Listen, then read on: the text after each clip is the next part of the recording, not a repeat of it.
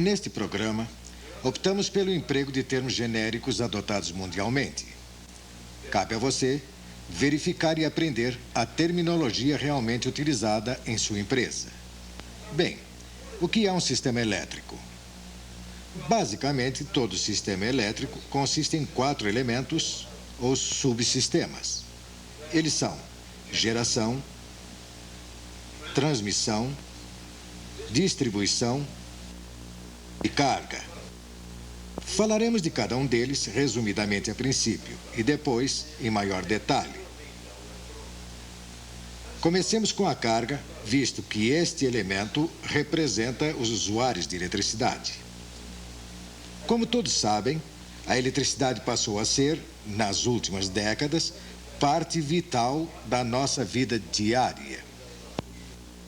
Usamos eletricidade em casa basicamente para iluminação e refrigeração. Usamos eletricidade na indústria para acionamento de motores e outras máquinas. Usamos eletricidade no escritório e até para fins de lazer e divertimento. Em qualquer sistema, a carga muda constantemente à medida que os consumidores ligam e desligam luzes e aparelhos elétricos. A curva de carga diária assume uma forma semelhante a esta. A carga atinge valores máximos por volta do meio-dia e à noite, caindo para seus valores mínimos durante a madrugada. Além disso, a variação e a real magnitude da carga dependem também das condições climáticas, do dia da semana e da estação do ano. Sempre que a carga varia, a geração do sistema deve ser ajustada à nova demanda. Muito bem, vejamos agora os outros subsistemas, ou seja, geração, transmissão e distribuição, seus aspectos gerais e suas finalidades. Lembrem-se, estamos fazendo aqui apenas uma introdução. Cada um desses sistemas será discutido minuciosamente mais tarde.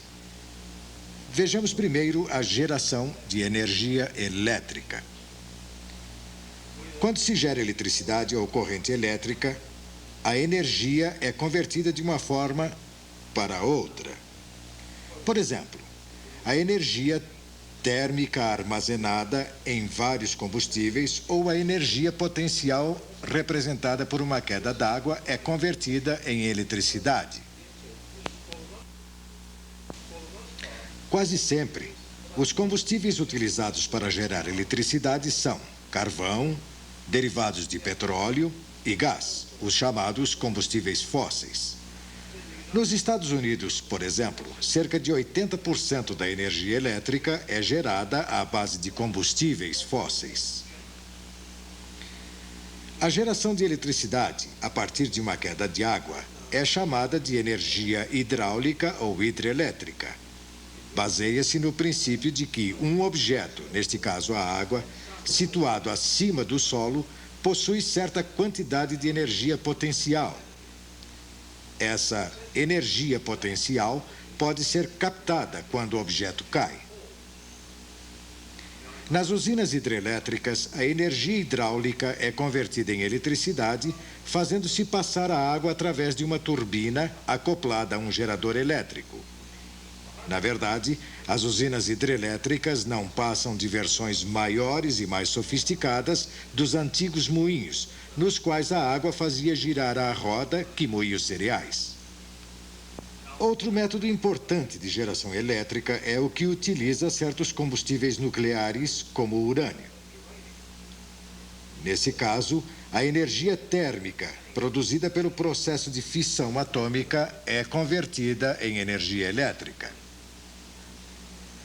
Uma usina elétrica, ou usina geradora, como às vezes é chamada, consiste em um ou mais geradores de grande porte com capacidade, digamos, de até 1000 megawatts. Além de toda a sorte de equipamentos auxiliares necessários para mantê-la em funcionamento, tais como motores, bombas, ventiladores, equipamentos químicos, etc. Na maioria dos diagramas de usinas e sistemas, os geradores são representados como vemos aqui. Embora se refira apenas ao próprio gerador, este símbolo pressupõe a existência de toda uma usina. A tensão nos terminais do gerador situa-se na faixa de 12 a 35 kV. 1 kV, ou kV, equivale a 1000 volts. Até aqui vimos de modo geral como a eletricidade é gerada. Uma vez gerada, porém, é preciso que haja um meio de fornecê-la aos usuários, ou seja, de transmiti-la à carga que mencionamos anteriormente.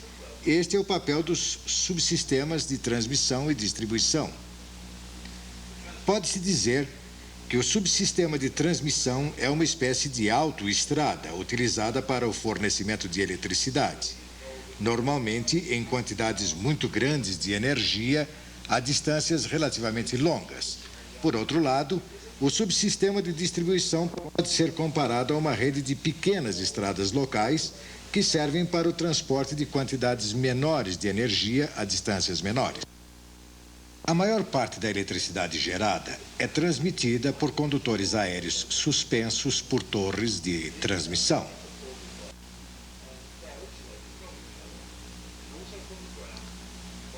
E são isolados entre si e da terra pela distância e por isoladores de porcelana e outros materiais que suspendem os condutores. A maioria das linhas de transmissão operam no âmbito de 115 a 800 kV. Mas, como dissemos ao falar sobre a geração, a tensão nos terminais do gerador costuma ser de 12 a 35 kV. Por isso, instala-se um transformador para elevar a tensão de geração de, digamos, 35 kV para uma tensão de transmissão de, digamos, 345 kV. Veremos a seguir como os transformadores funcionam em nosso sistema elétrico. Uma vez transmitida do ponto de geração para a área de carga, a energia elétrica tem de ser levada ao usuário final. Para isto, usam-se linhas de distribuição, as quais geralmente são trifásicas, como as linhas de transmissão, mas que também podem ser monofásicas. As linhas de distribuição utilizam condutores aéreos, mas podem também usar cabos subterrâneos. O sistema de distribuição opera a tensões muito mais baixas que a tensão de transmissão. A maioria das residências utiliza sistemas monofásicos, que operam em 110 a 120 volts ou em 230 a 240 volts. Contudo, a malha de distribuição pode ter desde 4 kV até 35 kV, bem abaixo da tensão típica de transmissão de 230 ou 345 kV.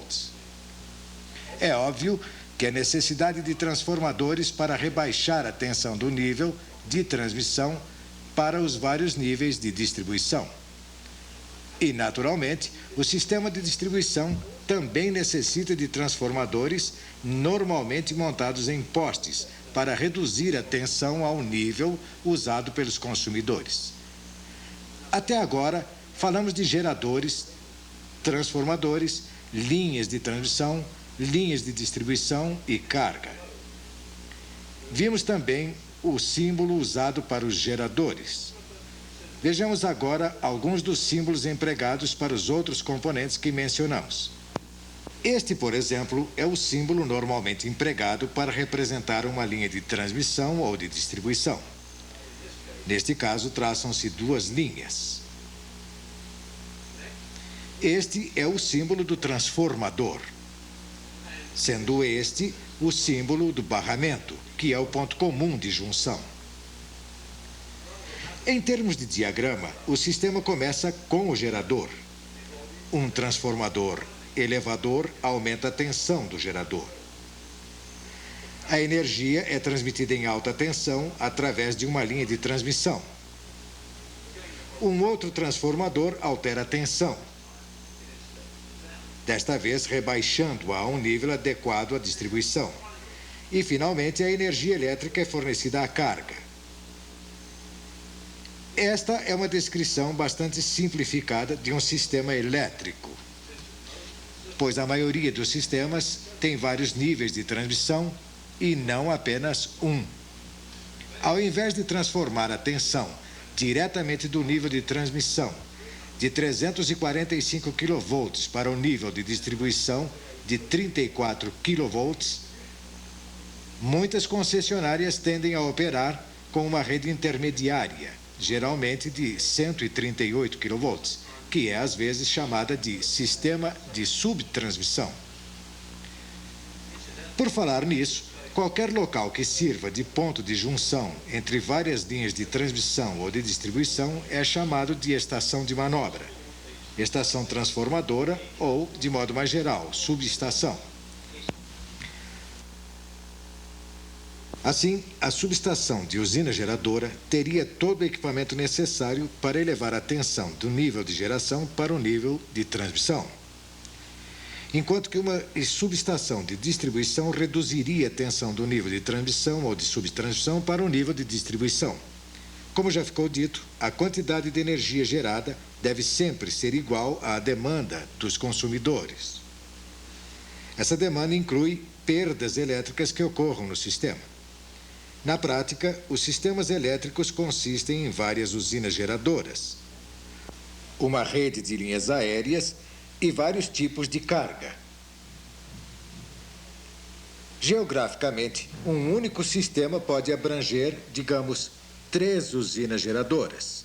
Por exemplo, uma usina hidrelétrica, uma usina nuclear e uma usina convencional a vapor. Estas usinas podem alimentar uma carga localizada em uma cidade distante através de uma rede de transmissão e distribuição. Na representação esquemática deste sistema, convém usar um diagrama unifilar para representar o sistema trifásico. Em um diagrama desse tipo, fica subentendido que um único transformador ou uma única linha representa, na verdade, 3 transformadores ou 3 condutores correspondentes às 3 fases do sistema. Assim, o diagrama unifilar do nosso sistema elétrico típico pode ter este aspecto. Vemos aqui as 3 usinas geradoras, bem como as linhas de transmissão que alimentam uma subestação, a qual, por sua vez, supre o sistema de distribuição. Note-se ainda que muitas vezes existe mais um gerador em cada usina. No caso em questão, temos 2 geradores por usina. Naturalmente, temos aqui um sistema extremamente simples. Na prática, haveria um número maior de usinas, um número bem maior de centros de demanda de carga sob a forma de cidades e lugarejos, e provavelmente várias interligações com outros sistemas elétricos. O diagrama poderia ter este aspecto. Mas não convém complicar demais as coisas por enquanto. Além disso, temos de aceitar o fato de que, em um sistema tão complicado, haverá uma ocorrência de falhas, talvez devidas a descargas atmosféricas ou problemas de equipamento. O circuito onde ocorreu a falha deve ser retirado de serviço, o que é feito por meio de disjuntores. Vemos aqui o símbolo empregado para o disjuntor, o qual geralmente é mostrado nos diagramas ao lado dos transformadores e das linhas. Mais tarde, examinaremos alguns destes componentes em maior detalhe.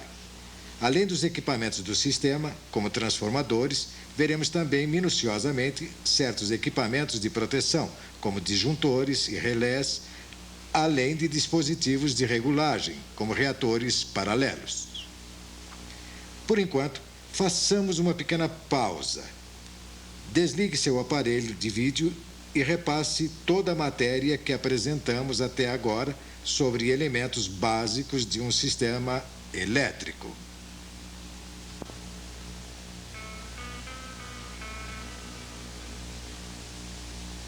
Vejamos agora mais detalhadamente os diferentes tipos de geração de energia. A diferença entre eles tem a ver com a fonte de energia que é suprida à usina para conversão em energia elétrica. As três categorias gerais são hidráulica, na qual a energia provém de um curso de água; fóssil, na qual a energia é obtida através da queima de combustíveis como carvão, derivados de petróleo ou gás, podendo-se usar até mesmo lenha e bagaço. Esses combustíveis são também chamados de hidrocarbonetos. E a outra categoria é nuclear, na qual a energia é obtida a partir da fissão de um combustível nuclear, como o urânio. Outras formas de geração de energia que podemos citar: solar, eólica, maremotriz, geotérmica e fusão nuclear, vêm sendo desenvolvidas, mas até hoje respondem por uma parcela muito pequena da geração total. Muitos sistemas elétricos utilizam uma combinação de diferentes tipos de geração de energia. Nos Estados Unidos como um todo, por exemplo, os combustíveis fósseis respondem por 80% da geração total, sendo os 20% restantes divididos entre energia hidráulica e energia nuclear. Já em Ontário, no Canadá, a geração é cerca de 1/3 fóssil, 1/3 nuclear e 1/3 hidráulica. O contraste é ainda maior no Brasil, onde 95% da energia produzida é de origem hidráulica. Tudo depende da disponibilidade de combustíveis ou de locais com potencial hidráulico, fator que determina o método mais econômico para cada país. Examinemos rapidamente esses diferentes tipos de geração de energia. Primeiro, a hidráulica. Atualmente, a maioria dos geradores hidráulicos são projetados para montagem vertical, como vemos aqui, mas podem também ser montados na posição horizontal. As turbinas hidráulicas funcionam a velocidades relativamente baixas, cerca de 150 a 300 RPM. A quantidade de energia produzida pela turbina e, portanto, pelo gerador é proporcional à quantidade e à pressão da água que atravessa a turbina, ou seja, a queda da água. O que se chama de queda é simplesmente a altura do reservatório medida acima do canal de descarga. Existem poucos locais dotados de queda de água natural. Um exemplo disso são as cataratas do Iguaçu, onde uma queda média é aliada a uma grande vazão de água. A maioria das hidrelétricas exige a construção de uma barragem. A barragem fornece a queda necessária à turbina e geralmente resulta na criação de um grande reservatório de armazenamento. Esse reservatório permite compensar as variações sazonais da vazão de água. Em muitos casos, a vazão pode ser até 20 vezes maior na estação chuvosa do que na estação seca. Quando se projeta uma hidrelétrica, pode-se basear a capacidade dos geradores na vazão média do rio. O reservatório é dimensionado para a média das variações normais da vazão, o que permite à hidrelétrica operar de modo constante durante todo o ano. Chama-se a isto uma usina de base. Por outro lado, pode-se projetar uma usina muito maior. E, nesse caso, sua operação deve ser limitada de modo a evitar uma redução excessiva do nível do reservatório. Chama-se a isto uma usina de ponta, que normalmente funciona somente quando ocorrem períodos de demanda de ponta no sistema. A produção de energia nas hidrelétricas deve ser cuidadosamente planejada para longos períodos de tempo. O nível do reservatório deve ser mantido alto durante a estação seca, a fim de evitar a perda de capacidade de geração de energia em virtude da redução da queda. Por outro lado, o nível do reservatório deve ser mantido baixo às vésperas da estação chuvosa, de modo a evitar o extravasamento e desperdício de água.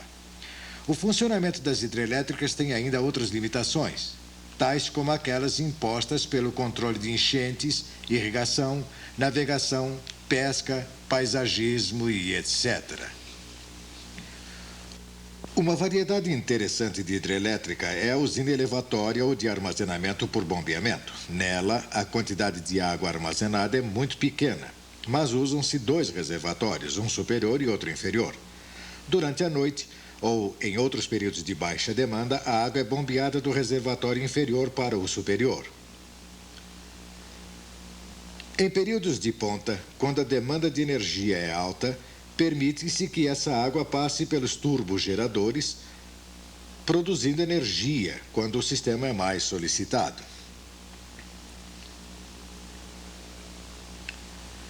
Normalmente, a mesma máquina executa ambas as tarefas, bombeamento e geração. Como seria de esperar, a unidade consome mais energia bombeando do que produz quando opera como gerador.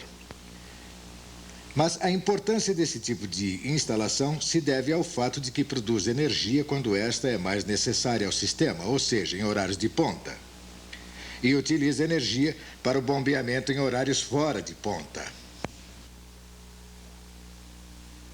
Havendo um local adequado e energia de ponta de baixo custo para bombeamento, a usina elevatória pode produzir energia econômica para uso em períodos de ponta. Vejamos agora rapidamente em que consiste uma usina de energia fóssil. A energia é suprida pela queima de combustível na fornalha de um gerador a vapor, como mostra este diagrama.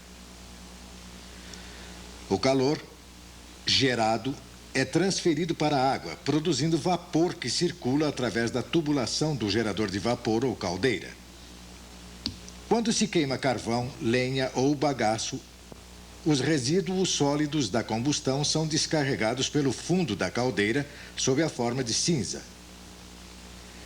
Os gases residuais são descarregados na atmosfera através da chaminé. Ao absorver o calor da combustão, a água é transformada em vapor de alta pressão a uma temperatura de cerca de 1000 graus Fahrenheit, ou seja, cerca de 550 graus centígrados. A energia desse vapor superaquecido e em alta pressão é convertida pela turbina em energia mecânica de rotação. A turbina a vapor aciona o gerador que, como você já sabe, converte a energia mecânica em energia elétrica. O turbogerador a vapor funciona a alta velocidade, sendo essa velocidade um múltiplo da frequência do sistema. Nos sistemas de 60 Hz, as velocidades são 3.600 ou 1.800 RPM. Ao deixar a turbina, o vapor é levado a um condensador, onde vai se resfriando ao entrar em contato com um grande número de tubos, até retornar à forma de água. Dentro dos tubos passa um fluxo de água de refrigeração, ao passo que o vapor e o condensado permanecem fora dos tubos. A água de refrigeração pode ser bombeada a partir de um rio, lago ou mar próximo. Ou pode-se recorrer a um sistema fechado, empregando-se uma torre de refrigeração. O processo de condensação de vapor cria uma pressão extremamente baixa no interior do condensador e, consequentemente, no terminal de exaustão da turbina. A pressão absoluta no terminal de exaustão costuma ser de cerca de 1 libra por polegada quadrada absoluta, ou seja, 2 polegadas de mercúrio. Como a pressão atmosférica normal é de cerca de 14,6 libras por polegada quadrada absoluta, ou quase 30 polegadas de mercúrio, tem-se um vácuo bastante elevado no interior do condensador. O resultado é que isto aumenta em muito a quantidade de trabalho obtida pela passagem do vapor através das turbinas. Completada a condensação, o vapor passa a chamar-se de condensado e é, por natureza, razoavelmente isento de impurezas e partículas sólidas. Em seguida, o condensado é bombeado de volta à caldeira, completando um ciclo fechado, o chamado ciclo Rankine. Naturalmente, na prática, o sistema é bem mais complicado do que parece, envolvendo perdas, tratamento químico da água, bombas de alta pressão, trocadores de calor, reaquecedores, considerações ambientais e muitos outros fatores. Os grandes turbogeradores a vapor não respondem a variações de carga extremamente rápidas, dada a sua sensibilidade a mudanças bruscas de temperatura. Isto significa que o processo de dar partida a uma unidade que esteja fria, fazê-la atingir sua velocidade normal, sincronizá-la e carregá-la ao máximo pode levar horas. Não obstante, quando em operação, a unidade pode geralmente atender a variações de carga da ordem de dezenas de megawatts por minuto sem qualquer dano. Em contraposição, uma usina hidrelétrica pode ser colocada em operação em poucos minutos. Façamos agora uma pausa. Desligue seu aparelho de vídeo e repasse a matéria que estudamos até agora.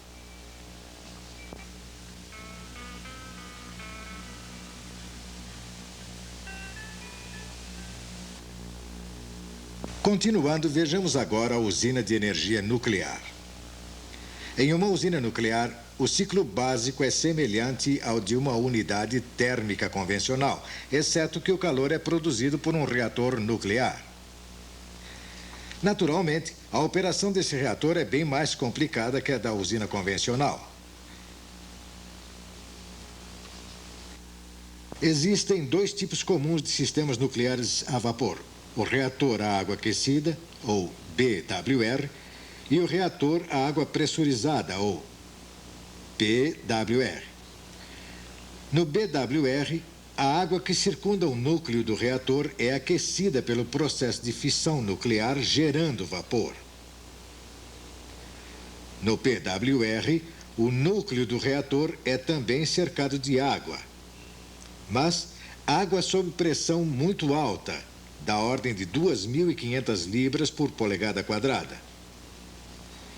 Em seguida, faz-se circular a água através da tubulação de um gerador de vapor, o qual aquece a água de um segundo sistema isolado a fim de produzir o vapor. O gerador de vapor é basicamente um trocador de calor, de modo que o vapor que entra nas turbinas não é diretamente aquecido pela reação nuclear, como no caso do reator a água aquecida.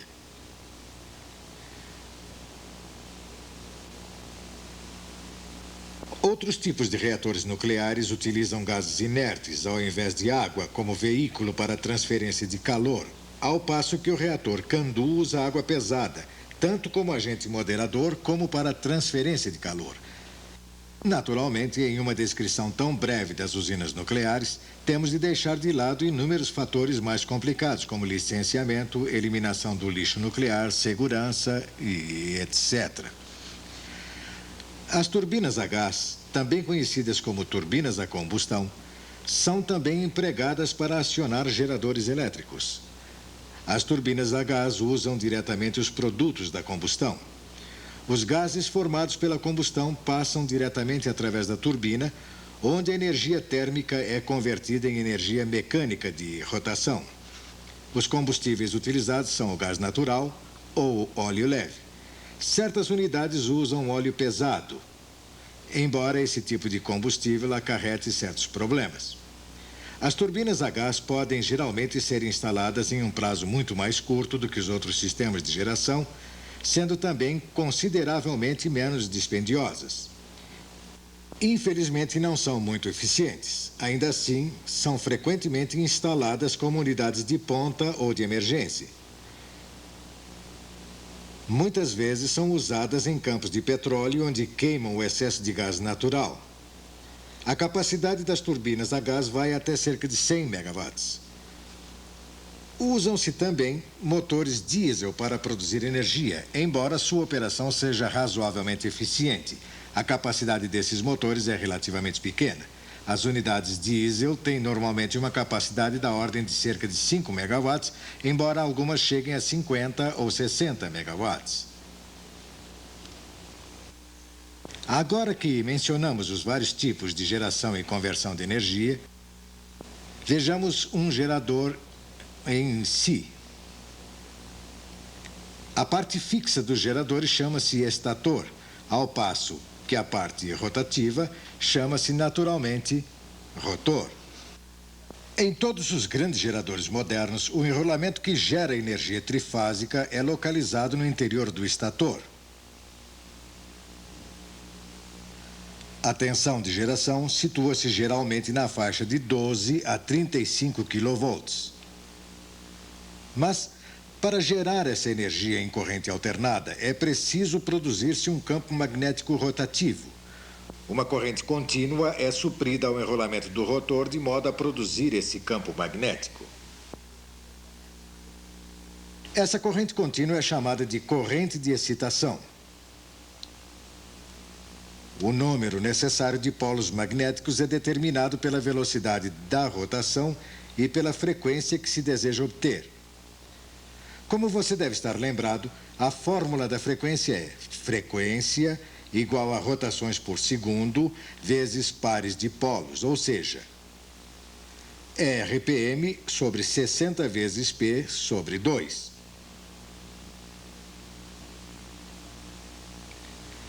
A frequência é dada em ciclos por segundo, e um ciclo por segundo chama-se Hertz. Em toda a América do Norte, a frequência padrão é de 60 Hz, enquanto que na Europa e em muitas outras partes do mundo é de 50 Hz. Isso significa que um gerador de dois polos teria uma velocidade de 3.600 RPM na América do Norte, mas teria de ser projetado para 3.000 RPM caso fosse usado na Europa. Vejamos agora o caso de um gerador hidrelétrico com uma velocidade de, digamos, 180 RPM, operando em um sistema de 60 ciclos. O número de polos teria de ser 40, o que explica o grande diâmetro dos hidrogeradores. Como qualquer dispositivo elétrico, o gerador sofre perdas que criam grande quantidade de calor. Assim, um dos mais importantes componentes do projeto de um gerador é o seu sistema de refrigeração, destinado a eliminar esse calor. Os geradores hidrelétricos de baixa velocidade são normalmente refrigerados pela passagem forçada do ar. Nos grandes turbogeradores de alta velocidade, porém, usa-se hidrogênio, que é um melhor condutor de calor do que o ar. Esses geradores são hermeticamente fechados e cheios de hidrogênio a uma pressão que chega a atingir 75 libras por polegada quadrada. Por sua vez, o hidrogênio é refrigerado por trocadores de calor. Além da refrigeração por hidrogênio, os rolamentos do estator podem ser refrigerados pela passagem de água dentro de condutores de cobre. Apesar de todos esses sistemas de refrigeração, o problema do aquecimento continua a ser o principal fator limitativo da produção de energia pelo gerador. A fim de manter o gerador dentro dos limites permissíveis de temperatura, a equipe de despachantes recebe uma curva de capabilidade como a que vemos aqui.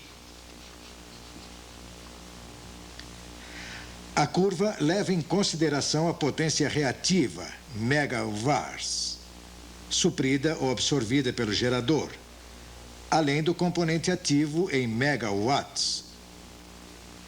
Por convenção, atribui-se um sinal positivo ao reativo suprido pelo gerador, ao passo que o reativo absorvido recebe sinal negativo.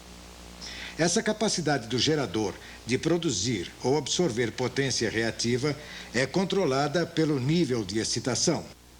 Aumentando-se a excitação, aumenta-se o reativo produzido.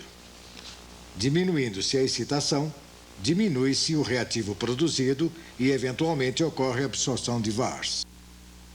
Para melhor compreender essa curva, recapitulemos a lição sobre potência ativa e potência reativa. Como você deve estar lembrado, a chamada potência aparente, MVA, é simplesmente o produto da tensão pela corrente. E esta última tem dois componentes. Um desses componentes, a potência ativa, é a projeção de MVA sobre o eixo real. Ou seja, potência igual a MVA vezes cosseno de φ, ou, como o cosseno de φ é chamado de fator de potência, a potência real é igual a MVA multiplicado pelo fator de potência. Nesta equação, φ é o ângulo entre a tensão e a corrente. A projeção de MVA sobre o eixo da potência reativa é, naturalmente, a potência reativa que é dada pela expressão potência reativa igual a MVA vezes seno de φ. Poderíamos chamar o seno de φ de fator reativo, mas, na prática, raramente se faz menção a ele. Quando a maior parte do fluxo de potência elétrica é potência reativa, diz-se simplesmente que esse fluxo tem um fator de potência muito baixo. Feita essa revisão, vejamos novamente a curva de capabilidade do gerador, que tanto interessa aos despachantes.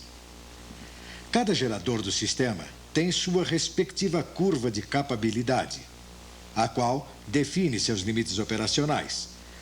Suponhamos que a capacidade máxima do equipamento seja de 100 MVA ou 100 MVA. Caso o sistema exija produção máxima de potência, o gerador deve suprir 100 MW e, por conseguinte, a potência reativa produzida deve ser zero.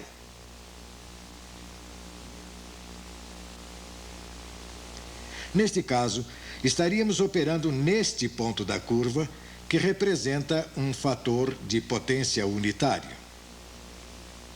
Mas, se o sistema exigir 53 MVAR, ou seja, 53 MVA reativos, então o gerador já não será capaz de produzir 100 MW, uma vez que este ponto corresponde a cerca de 113 MVAR, número que excede as limitações térmicas do estator do gerador. Com efeito, se o gerador tiver de suprir 53 MVAR ao sistema, a potência máxima disponível ficará limitada a 85 MW. Nesse caso, o equipamento estaria operando com um fator de potência de 0,85. Mesmo que o despachante da usina pudesse atender à produção de megawatts com um valor muito menor, a quantidade real de megavars disponíveis seria limitada por esta segunda curva, que tem a ver com o superaquecimento do rotor em virtude de excesso de corrente de excitação. Fazer o equipamento operar a este ponto provocaria o superaquecimento dos enrolamentos do rotor devido a um excesso de corrente contínua. Vejamos agora a situação oposta, na qual há necessidade de absorção de potência reativa. Para isto, é preciso reduzir a corrente de excitação. Neste ponto, o equipamento está absorvendo 31 MVA e suprindo 95 MW com um fator de potência de 0,95. Se reduzirmos demais a corrente de excitação, há o risco de o equipamento ficar subexcitado. Isso significa que o campo magnético pode tornar-se fraco demais para manter o sincronismo. Essa curva, portanto, indica os limites de estabilidade do equipamento em virtude de um mínimo de excitação. Bem, sei muito bem que nesta lição examinamos um bocado de matéria em muito pouco tempo, mas convém lembrar que se trata de uma recapitulação, pois você já estudou todos esses pontos em lições anteriores. Aqui, nesta lição geral, vimos como as principais características da geração de energia afetam a operação de um sistema elétrico. Naturalmente, existem muitos outros fatores que complicam a operação de uma usina, e veremos alguns desses fatores mais tarde. Por enquanto, façamos uma pausa. Desligue o seu aparelho de vídeo e repasse toda a matéria que estudamos até agora.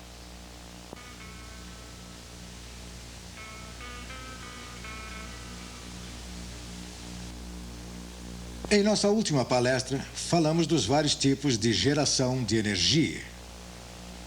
Bem, vejamos agora mais detalhadamente como essa energia é fornecida ou transmitida à carga. E aqui está alguém que entende muito mais do assunto que eu. Margaret Sternberg. Os métodos básicos de transmissão de energia utilizam linhas aéreas e cabos subterrâneos. Como já dissemos, As linhas de transmissão aéreas têm sido historicamente o meio mais utilizado para a transmissão de energia elétrica. As linhas aéreas são quase sempre mais econômicas que os cabos subterrâneos, uma vez que usam como isolamento o próprio ar que as rodeia. Quase todas as linhas aéreas operam em CA, corrente alternada, mas às vezes é vantajoso usar a transmissão em CC, corrente contínua, como veremos mais adiante. Além disso, às vezes é necessário transmitir energia através de cabos subterrâneos. Isto geralmente acontece em áreas densamente povoadas, nas quais simplesmente não existem espaço para linhas aéreas convencionais. Usam-se também cabos subaquáticos, de longa distância, quando não há outro meio de transmitir energia. Vejamos primeiro a forma mais comum de transmissão, as linhas aéreas. Como você deve estar lembrado, isto implica uma tensão na faixa de 115 a 800 kV. Por que motivo utilizamos uma tensão tão elevada? Como já ficou dito, a potência é proporcional ao produto entre tensão e corrente. Portanto, para aumentar a potência, podemos aumentar a tensão ou a corrente. Mas lembre-se de que a perda por aquecimento é igual a RI ao quadrado, onde R é a resistência do condutor. Consequentemente, a perda será maior se aumentarmos a corrente do que se aumentarmos a tensão. Portanto, faz sentido operar as linhas de transmissão a níveis elevados de tensão, ao invés de níveis elevados de corrente. Contudo, o uso de uma tensão mais alta implica certos custos, pois quanto mais elevada a tensão, maior a necessidade de espaçamento entre os condutores, o que exige torres maiores. Toda linha de transmissão aérea tem 4 componentes básicos: os condutores, o fio terra ou cabo guarda, os isoladores e a torre ou estrutura de suporte. Os condutores de energia são geralmente feitos de alumínio retorcido com um núcleo de aço torcido, o que lhes dá flexibilidade e reduz as perdas. Esse tipo é conhecido como condutor de alumínio com alma de aço, ou ACSR. A popularidade dos condutores ACSR se deve ao fato de serem geralmente mais baratos e fortes por peso que qualquer outro tipo de condutor. Em tensões de, digamos, 345 a 800 kV, vários condutores podem ser agrupados para constituir uma fase da linha. O enrolamento destina-se a reduzir o campo elétrico na superfície do condutor, a fim de evitar descargas no ar, descargas estas conhecidas como efeito corona. Por que é importante evitar o efeito corona? Por um lado, esse efeito provoca interferência de rádio nas casas situadas próximo à linha. Além de causar um ruído desagradável, o efeito corona constitui uma perda de energia a ser compensada pelo aumento do sistema de geração. Outra vantagem do uso de vários subcondutores em lugar de um único condutor de grandes dimensões é que reduz a indutância da linha.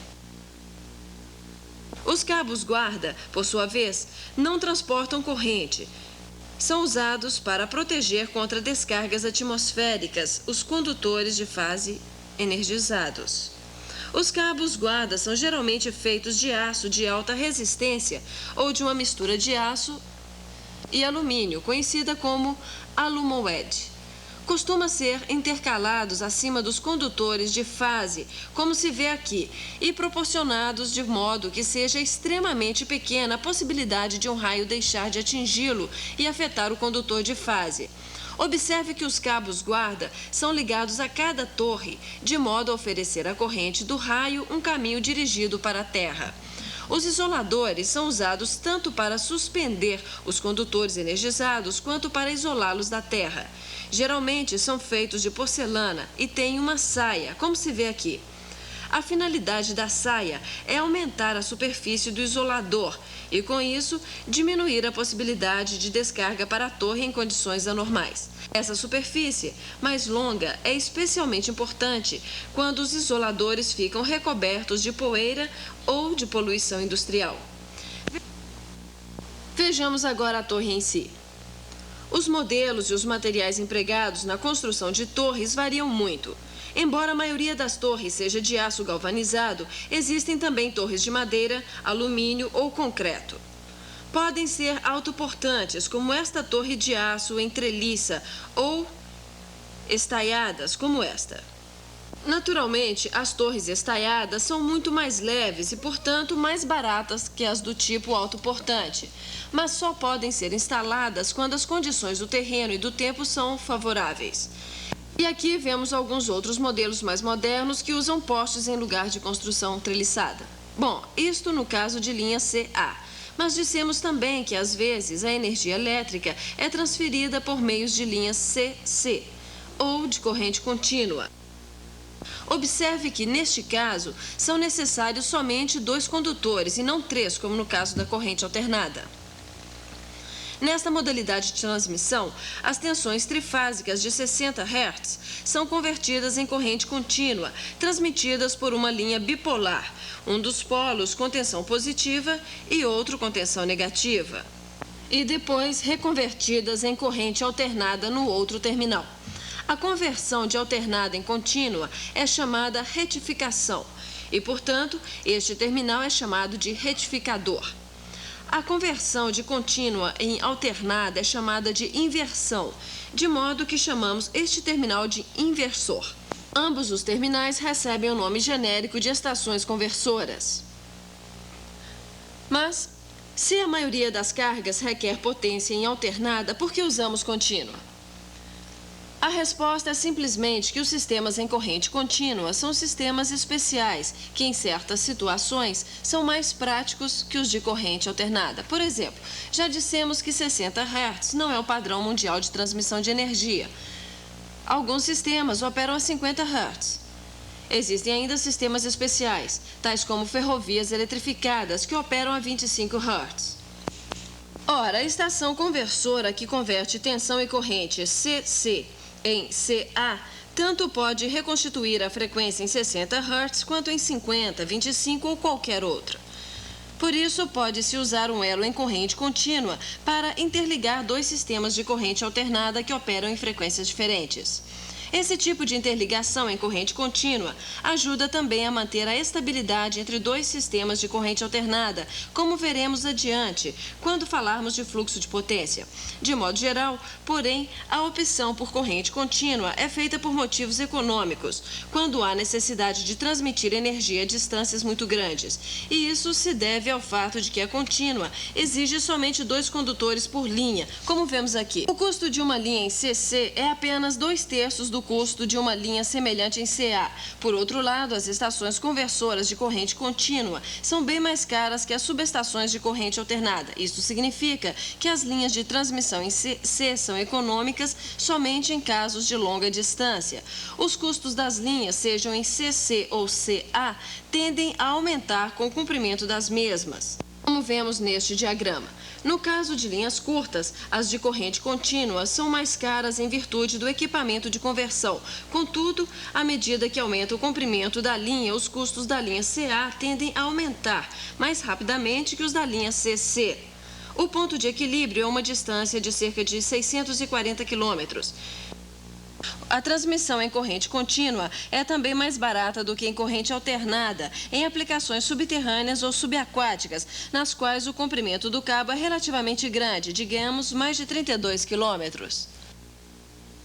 Mas, como dissemos anteriormente, às vezes é necessário transmitir energia elétrica por meio de cabos subterrâneos. A norma geral é usar cabos subterrâneos somente quando uma linha aérea não for alternativa viável, como no caso de regiões onde a densidade populacional é muito grande. Nos Estados Unidos, por exemplo, menos de 1% da quilometragem de transmissão é subterrâneo. Isto porque a instalação dos cabos subterrâneos é várias vezes mais cara que a de uma linha aérea na mesma tensão. Ao contrário da linha aérea, o cabo subterrâneo precisa de materiais isolantes, ao invés de ar, para separar os condutores uns dos outros e da terra. O uso de cabos subterrâneos tem certas desvantagens. Uma delas é a capacitância muito elevada inerente a esses cabos. A capacitância dá origem a correntes de carga que precisam ser supridas pelo gerador e não podem ser usadas para atender à carga. Isto Significa que é necessário instalar equipamentos especiais a fim de compensar os efeitos das correntes de carga, o que agrava os custos. Mais adiante, falaremos um pouco mais sobre as correntes de carga. Não obstante, em certos casos, a instalação do cabo subterrâneo torna-se imperativa, em virtude da densidade populacional ou limitações ambientais, ou ainda quando a linha de transmissão tem de atravessar uma grande massa de água. Existem 4 sistemas de cabos adequados para tensões acima de 60 kV. São eles: cabo a óleo tipo tubular, cabo a óleo autocontido, cabo a dielétrico sólido, cabo a SF6 ou a hexafluoreto de enxofre. O cabo a óleo tipo tubular de alta pressão é o mais utilizado nos Estados Unidos para transmissão subterrânea, sendo usado comercialmente em tensões de até 340 kV. Como podemos ver aqui, o tubo que circunda os condutores de fase protege-os contra os elementos e contém o óleo isolante a uma pressão de cerca de 200 psi. Além de ser isolante, o óleo atua como refrigerante. Vemos aqui o cabo a óleo autocontido. O óleo isolante é introduzido a baixa pressão no condutor oco. Esse tipo é empregado em tensões de até 550 kV, sendo usado principalmente para transmissão subterrânea na Europa e na América do Sul. Como se pode ver, não existe tubo em torno dos condutores. Para proteger a blindagem, usa-se revestimento sintético. O cabo a dielétrico sólido é um tipo mais moderno, que não usa óleo como isolante. Em lugar de óleo, esse tipo de cabo emprega um dielétrico sólido, geralmente algum tipo de polietileno. É usado em tensões de até cerca de 150 kV e é geralmente mais barato que os tipos a óleo mencionados anteriormente.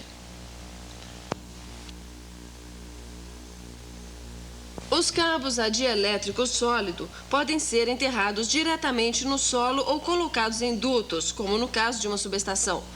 Ainda não se tem muita experiência com cabos a dielétrico sólido em tensões de transmissão. Outro tipo de cabo relativamente novo é aquele isolado com hexafluoreto de enxofre, ou gás SF6. Falaremos sobre o isolamento com SF6 quando analisarmos as subestações, nas quais o SF6 é utilizado no projeto das chamadas subestações compactas.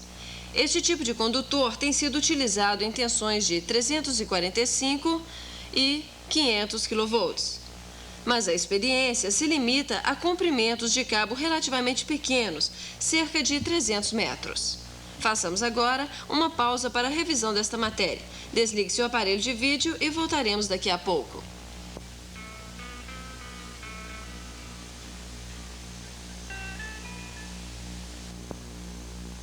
Ok. Vejamos agora as características elétricas das linhas e cabos de transmissão. Para isso, teremos de recorrer a certos conceitos de eletricidade que examinamos anteriormente.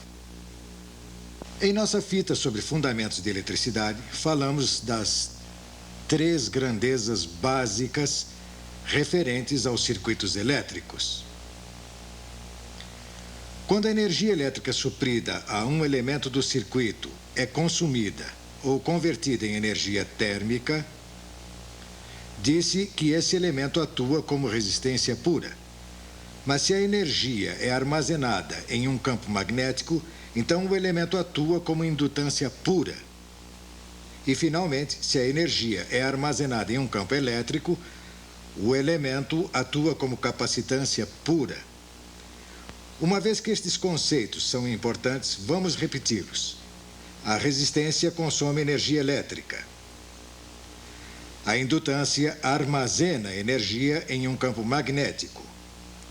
A capacitância armazena energia em um campo elétrico. Uma linha ou cabo de transmissão possui todas essas 3 propriedades: resistência, indutância e capacitância. Mas não concentradas em um único ponto, como costumam ser indicadas em um diagrama de circuito. Na verdade, elas são uniformemente distribuídas ao longo de todo o comprimento do condutor. Examinemos essas características. Como dissemos anteriormente, em um condutor, a resistência é função do tipo de material de que ele é feito e da área de seu corte transversal.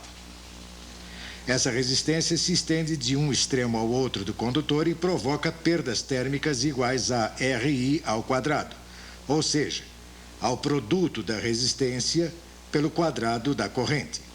A indutância da linha é a propriedade elétrica que se opõe a qualquer alteração do fluxo de corrente. Essa impedância é chamada de reatância indutiva, indicada por X índice L, e se estende por todo o comprimento da linha.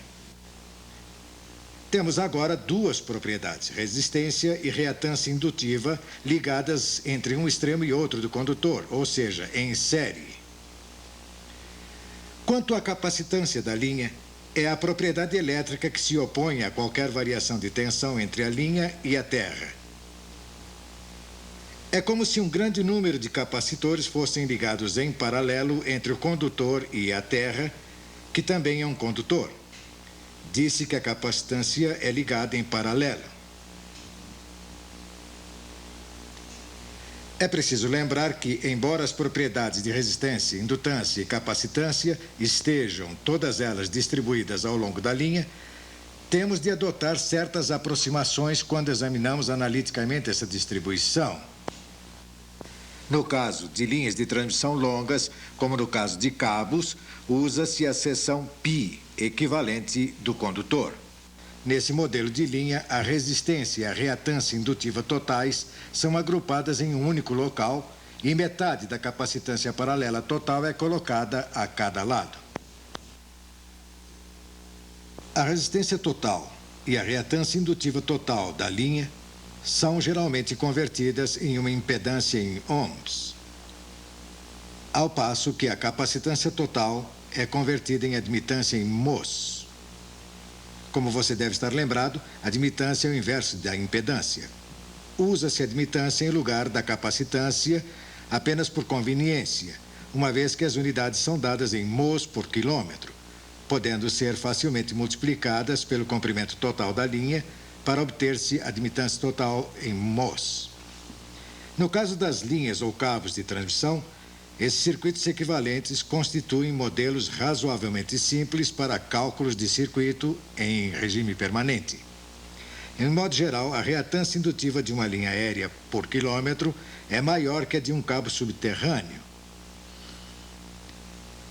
Mas a capacitância do cabo por quilômetro é maior que a de uma linha aérea. Como já vimos em nossa palestra sobre cabos.